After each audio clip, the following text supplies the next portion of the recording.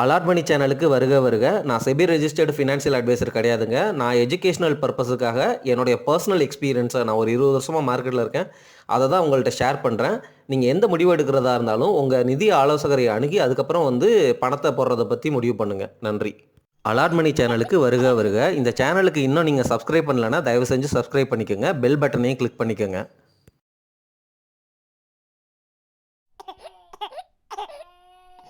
ID செக்டரை பொறுத்த வரைக்கும் எல்லாரும் இந்தியன் ஐடி கம்பெனிஸை கொஞ்சம் கேவலமாக பேசுகிறாங்க.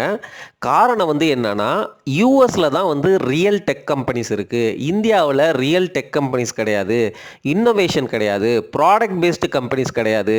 அப்படிங்கிறது உண்மைதான், இல்லைன்னா நான் சொல்லலை.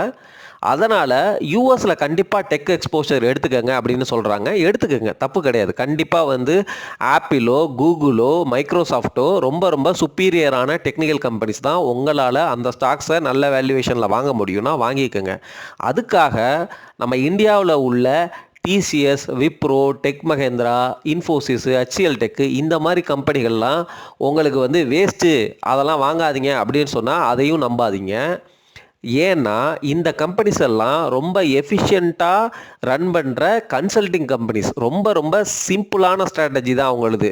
ஒரு ரிசோர்ஸை அவங்க ஹையர் பண்ணுவாங்க. வர்ற ப்ராஃபிட்டில் அவங்களுக்கு ஒரு போர்ஷனை கொடுத்து மிச்சத்தை இவங்க வச்சுக்குவாங்க.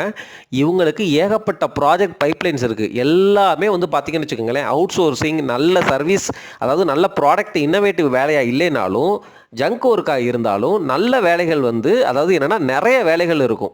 புரியுதுங்களா? It's a service paste industry தான். இருந்தாலும் அதில் உண்மையிலுமே நல்ல ரெவன்யூ, நல்ல ப்ராஃபிட் இருக்குது அப்படிங்கிறத புரிஞ்சுட்டு, ப்ளஸ் இந்த இண்டஸ்ட்ரியில் ரிஸ்க்கும் கம்மி. அவங்களுக்கு என்ன முதலீடு பண்ண போகிறாங்க? மிஞ்சி போனால் ஒரு லேப்டாப்பு, ஒரு எம்ப்ளாயியை காஸ்ட்டு, அவ்வளோதானே. மற்றபடி பெருசாலாம் இருந்துராது. ஸோ அதனால் அவங்களுடைய ப்ராஃபிட் மார்ஜின் எப்பொழுதுமே பல்காக தான் இருக்கும் அப்படிங்கிறத புரிஞ்சுக்கங்க. மூணாவது விஷயம் என்னென்னா, இந்த ஏஐ பூம் வந்ததுனால எல்லாமே ஏஐ பூமுங்கிறாங்க. ஒரு அப்ளிகேஷன் கூட இல்லை, இந்தியாவுக்கு வருமானு தெரில, இந்தியாவுக்கு கோப்பப் பண்ண முடியுமா, இந்த கம்பெனிஸ்லாம் ஏஐயில் என்ன மாதிரி ஷேர் எடுக்க போடுறாங்க அப்படின்னு பேசுகிறாங்க. என்னுடைய ஆர்டிஃபிஷியல் இன்டெலிஜென்ஸ் அறிவு பிரகாரம் ஏஐங்கிறது ரொம்ப பெரிய விஷயம்லாம் கிடையாது.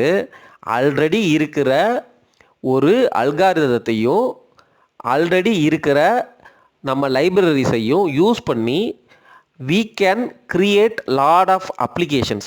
உதாரணமாக ஒரு ட்ரோன் இருக்குதுன்னு வச்சுக்கோங்க. ட்ரோன் தெரியும் தானே? ட்ரோன் இப்போ பாப்புலர் ஆகிட்டு இருக்கு.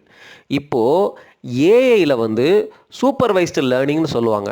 அந்த சூப்பர்வைஸ்டு லேர்னிங்கில் கிளாசிஃபிகேஷன் டெக்னிக், இதுக்கெல்லாம் நீங்கள் கோடெல்லாம் ஒன்றும் பெருசாலாம் அடிக்கிறது தேவையில்ல. முன்னாடி நம்ம இந்தியர்கள் கோடு அடிக்கிறதே, பக்கமாக கோடு அடிக்கிறதே சூப்பராக கற்றுக்கிட்டோம். சரிங்களா?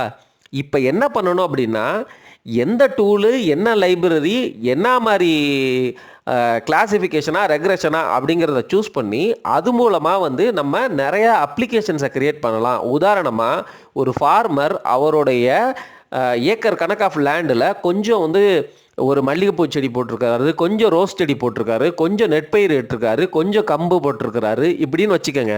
இப்போது இது எல்லாத்துக்குமே உரத்தை ஸ்ப்ரிங்கிள் பண்ணணும், தெளித்து விடணும். அப்படின்னா இந்த உரமானது 4 செடிகளுக்கும் வேறு மாதிரி உரம்னு வச்சுக்கோங்க. அப்போது இந்த ட்ரோனில் அந்த 4 செடிகளுக்குமான படத்தை எடுத்து நீங்கள் உள்ளே ஃபீட் பண்ணிங்கன்னா அந்த மாடல் கிளாஸிஃபை பண்ணிடும். என்னன்னா இது ரோஜாப்பூ செடி, இது மல்லிகைப்பூ செடின்னு சூப்பராக அழகாக கண்டுபிடிச்சிடும். அப்போது இதை கண்டுபிடிச்சதுக்கப்புறம் அந்த ட்ரோன்லேயே நீங்கள் 4 விதமான உரத்தை உள்ளே வச்சுருந்தீங்கன்னு வச்சுக்கோங்களேன். அந்த கப்பு மாதிரி இருக்கும், அதில் வச்சுருந்தீங்கன்னா அப்போ அந்த ட்ரோனே போய் அந்தந்த செடிகளுக்கு எவ்வளோ குவான்டிட்டி அப்படிங்கிற மாதிரி அந்த கரெக்டான உரத்தை எடுத்து தெளிச்சு விட்டு வந்துடும்.